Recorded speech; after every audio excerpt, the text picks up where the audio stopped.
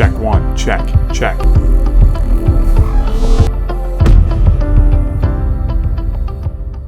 Today we're going to talk about a pretty hot topic, and it's going to be about the stock market. It can be a pretty wild ride. Yes. It hits home for a lot of people and a lot of investors, a lot of everything.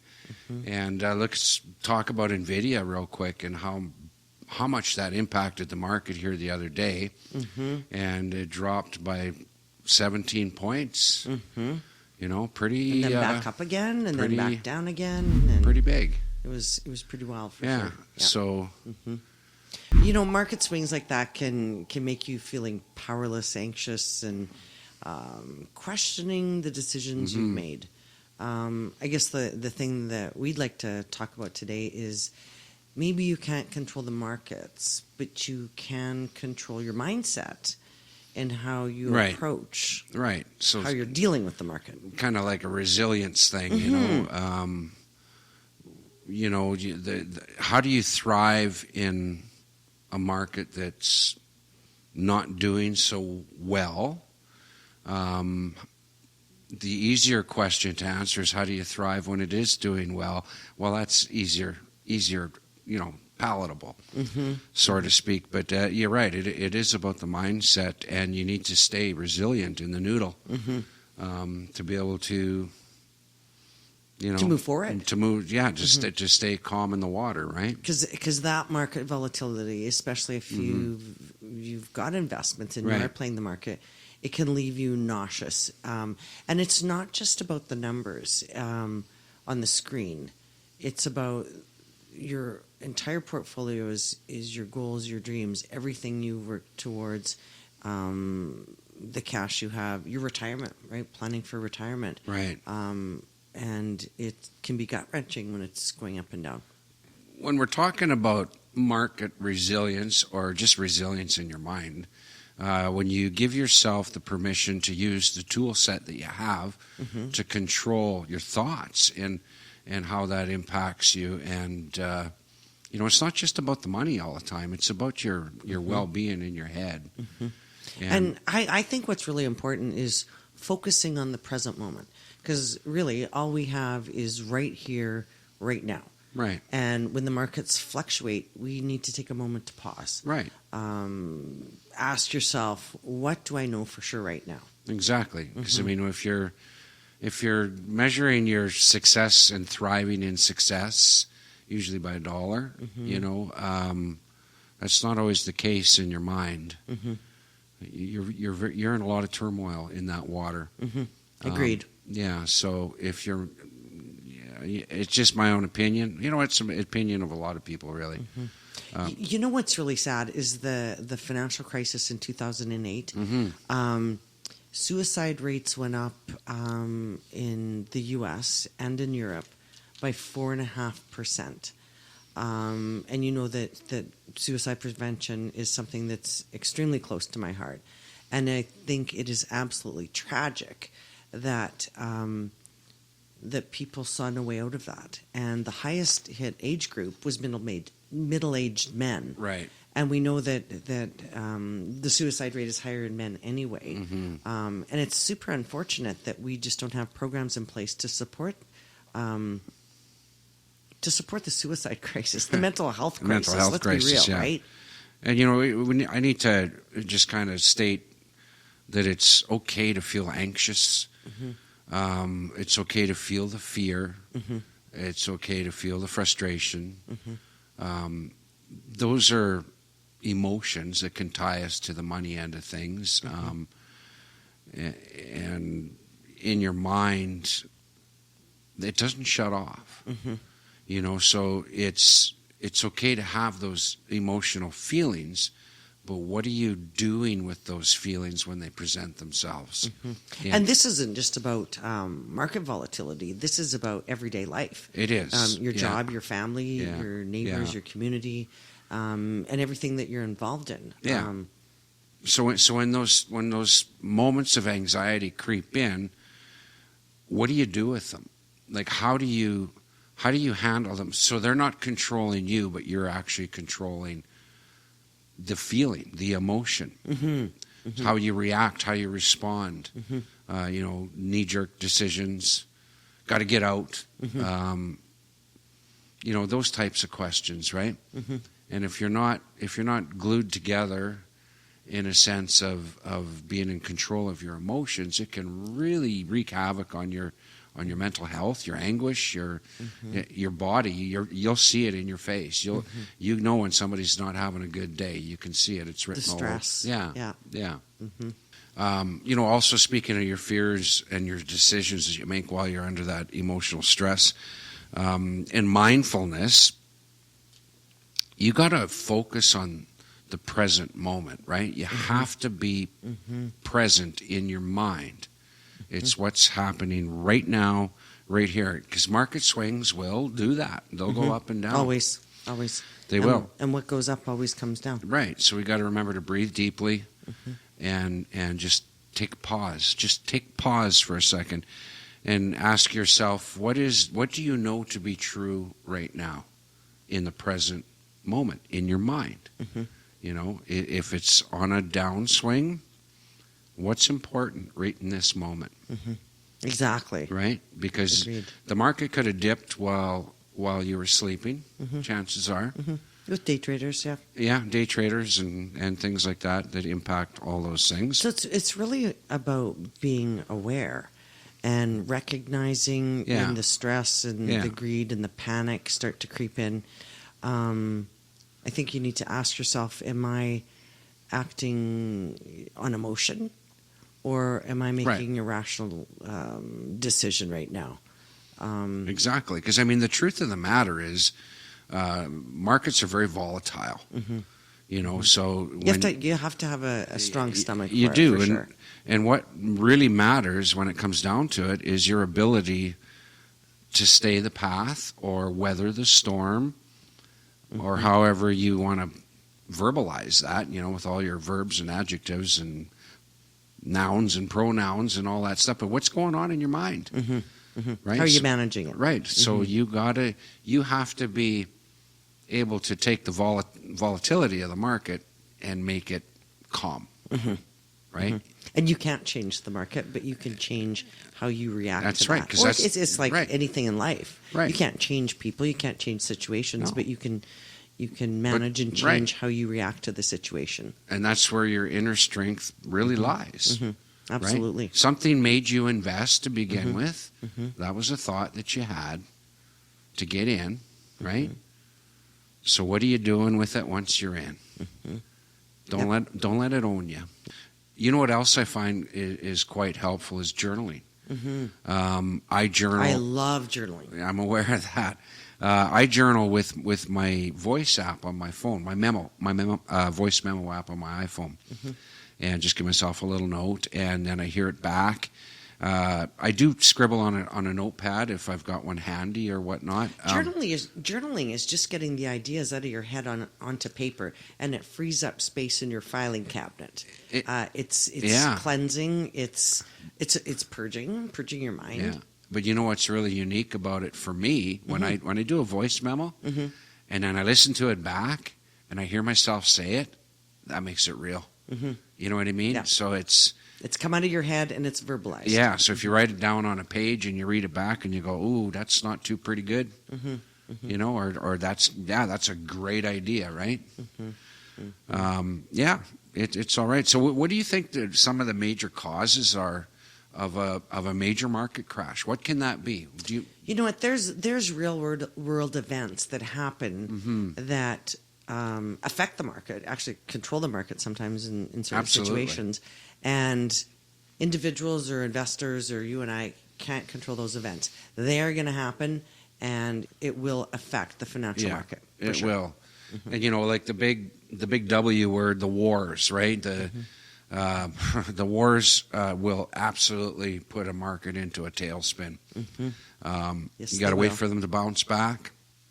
Whether we're supposed to be there, active in the war or not, it's going to affect the global market. Interest rates and inflations. You've got your global banks, the central banks, right? So when they raise the interest rate to kind of counterbalance inflation. Well, what happens as a borrower? You go to the bank and it costs you more money to borrow. So the lending increases, right? Yeah, and then people stop making expensive purchases because mortgage rates are high. They do, yeah.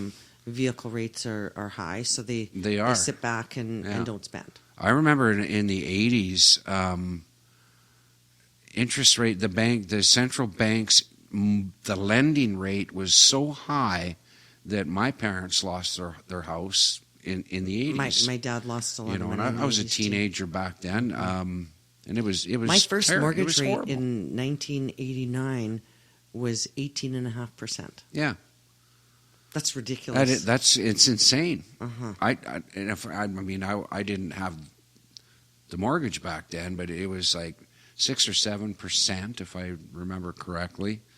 I was a teenager; that wasn't my business at all. But it went up to what you just said, and that's crazy. That's ridiculous. Think of what that does to your mortgage rate. To the first-time home buyer. Oh, yeah. It's insane. And then you got political uncertainty. You've got government policies. You've got all those things. Elections, those are huge. Those affect the market, right? The market went up when Trump got in, after Trump was elected in. Yeah. It did. It took a great big jump. It did. And let's not forget natural disasters, of course. Can't control those. California wildfires. There's some terrible things happening all around the globe. And pandemics are for sure. Are the only people that made money on that was the pharmaceutical company. You know what I mean? There was a lot of businesses that just couldn't make it through the pandemic with the closures and stuff. Yeah, that's right. It's tragic. Yeah, and then you've got obviously the global economic things too. When you've got like green energy trying to come in, EV batteries, you got your fracking and your oil and your drilling and drill baby drill. You got all that stuff going on. Your market is going to fluctuate until the powers that be figure stuff out. Yeah. And you can't. It doesn't matter what you do with that. You're not going to control that, other than just kind of ride it out. So, and that's the point that I'd really like to make is we can't control. None of us can control these events in the world. But what we need to focus on is that we can control our mind and how we deal with these, so we don't let that noise in, that uncontrollable noise. Exactly. If we stay centered, as you said, journal or music or whatever it is to escape that and not let it take over your mind. Right. So do you think like and diversify too a little bit too with your portfolio, right? Honestly, having and I'm no financial expert by any stretch of the imagination, but having a good financial advisor, and not that he's telling me what to do, he's coaching, he makes suggestions, right. But having a well-balanced portfolio where you've got some pharmaceutical and oil and gas and tech, and because if you the chances of the entire market crashing, we're going to be in bigger problems than just losing a few dollars. The chances of everything crashing at the same time are pretty minimal. So, and also setting a long-term plan. Right. Set it and forget it, really. Yeah. If you diversify. Yeah. Right. It would be ridiculous to have your entire portfolio in just tech. Yeah, you just said set it and forget it. Yeah, I did. That's kind of like a Ron Popeil thing, or that's an infomercial. It is. Do you remember Ron Popeil? I do. You know what? I think I'm going to start doing infomercials. I think you'll be quite good at that. He did well on those. Yeah, he did great at those. You know what? And he weathered the market. Yes, he did. He wasn't checking, your app. Well, there wasn't any apps back then, but he wasn't probably checking his Google app or website every 30 seconds. That was way before internet and stuff. I think right? that was in the spray hair days. Yeah, the midnight. Yeah, he kind of was. Yeah, and he wasn't as good as Slap Chop. Remember him? No, I don't remember Slap Chop. Slap Chop. Oh, the onion guy. Yeah. Okay. Yeah. Okay. But it's important, the resilience side of things, the keeping your mind in a place where, in a healthy place, you can just escape your own bad thoughts. I don't know how else to kind of say that. You got to be able to get out front of yourself. And, you know, one of the, everybody goes for walks. Everybody, you know, should be going for a walk outside of an office building, going outside in nature. Fresh air is so healing. Yeah. And, you know, interesting thing about fresh air, it's your breathing. So when you're breathing outside, exerting yourself, you wonder why you're tired at night and you got a good day in the sun or throwing a ball around or whatever. It's because you're breathing properly. And you're getting some vitamin D too. For sure you are. But when you breathe properly, what happens to your core is you're feeding all your organs, your brain, your heart, your liver, your pancreas, so important. You're feeding everything the proper oxygen that we so seldomly pay attention to, because we shallow breathe from our chest. Yes, we do, and it's almost that panic attack breathing, right? Right. You got to do, you know. Go. We live always. in such a fast-paced society. Drive-throughs and all that stuff. We need to slow her down. Right. I mean, 2 jobs, 3 jobs, kids, soccer, baseball, all that stuff. Hyperventilating. Yeah. Just go. You just got to go, and we're just on the run so much, and we shallow breathe in our chest. And it's like a hyperventilation for sure. So the proper way to breathe, do you want to try just a little thing here? I can. I do this before I meditate. Yeah, I know how you know how to do I'm this, but maybe for the viewers, I'm just right? the breathing model? Yeah. Okay. So it's important to find a little quiet space, right? So you shut your phone off, you know, put it on sleep or whatever, but sit up straight. And it's really important that when you pay attention to your diaphragm, which is down here, right? And when you breathe in, you got to breathe in through your nose, not through your mouth, because when you breathe in through your mouth, you're feeling your chest up here. That's what you're doing. Your shoulders are going up, but when you breathe in through your nose, you're doing that, and you're pushing that abdomen out, and that's filling the bottom of your lungs, which seldom gets filled. Very seldom. If I scare you and you go and you hold your breath, right? You're feeling up here. And then I punch you. You're feeling up in the upper region of your lungs. So we don't ever put any emphasis on the bottom. It's like a singer. A singer breathes that way with their abdomen, right? That's how they. But okay, so close your eyes. Take a deep breath through your nose. Fill it up and push that abdomen out. Just fill it up as much as you can. When you get to the top of your capacity, try to hold it for 4 or 5 seconds. Doesn't take much. And when you're done, just exhale gently through your mouth. Right? And mark my words, you do this 4 or 5 times when you're feeling super, super stressed with your kids, with the market, with your girlfriend, your boyfriend, your dog, whatever. You're in a drive-through, you're in a lineup, you're just going crazy, and you do this, your chemical reaction will change the way you think. It'll center you. It'll change the way you feel. And you will feel so much better and in control in a bad situation. I know it's hard to believe, but it actually does work. And that's the thing. As we said before, you can't control situations. You can't control things that are happening, or if you're stuck at a drive-through. But you can control how you react. How you respond to it. Stay in control of your own mind. Absolutely. You're exactly right in saying that. So just like the market will go up and down, so will your thoughts. So will your moods, so will your feelings, so will your emotions. It'll go up and down. So just try to step back from those crazy times, breathe a little bit, and just try and incorporate that into your everyday life, really. Because your thoughts are powerful. It's your inner power. Your breathing is powerful. And when you master that mindset, you don't just thrive in uncertainty. You thrive. You thrive in uncertainty. You thrive generally. I mean, investing we're talking about investing. Investing's good, but seldom do we ever look at investing in ourselves, right? We seldom That's good. look inwards Mm-hmm. and investing in our health and in how we view the world, because it can get crazy. That is great. And Right? and you know, honestly, investing in yourself is the most important thing that you can do. Yeah, I think so. Because money will come and go, but Yeah. looking after yourself, and it all starts Yeah. here. Okay. Thanks. I hope you enjoyed the episode. And I'm Seckert, and this is G'lenda, and we'd love to hear from you.